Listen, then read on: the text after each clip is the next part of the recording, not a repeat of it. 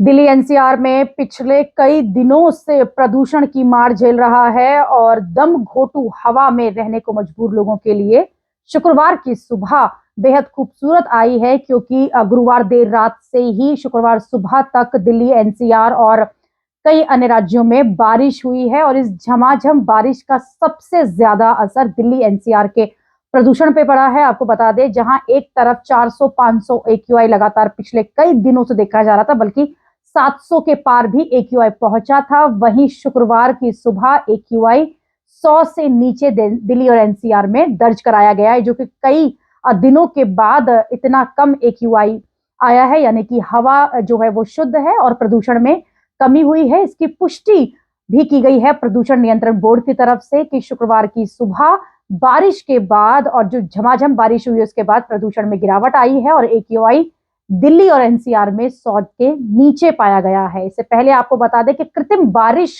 को लेकर चर्चाएं थी कि दिल्ली सरकार कृत्रिम बारिश यानी कि फेक रेन करवाएगी, जिससे कि जो प्रदूषण है वो कम हो, लेकिन उससे पहले ही इंद्र देवता खुश हो गए और उन्होंने दिल्ली और एनसीआर में बारिश कर दी, जिसकी वजह से प्रदूषण में तो कमी हुई, तापमान भी जो है वो और नीचे गिर गया, यानी कि ठंड का मौसम जो है वो और दिखेगा आपको। लेकिन सबसे बड़ी जो अच्छी बात यहाँ पर हुई है प्रदूषण को लेकर, लेकिन कितने दिन तक ये ठीक रहेगा ये नहीं कहा जा सकता है, क्योंकि लगातार जिस तरह से पराली जलाए जाने की घटनाएं सामने आ रही हैं, उससे तो लग रहा है कि प्रदूषण एक बार फिर आएगा, क्योंकि लगातार प्रतिदिन 2-2 हजार कंप्लेंट दर्ज कराई जा रही हैं पंजाब में पराली जलाए जाने को लेकर। लेकिन दिल्ली में और एनसीआर में इस वक्त एक्यूआई 100 के नीचे है।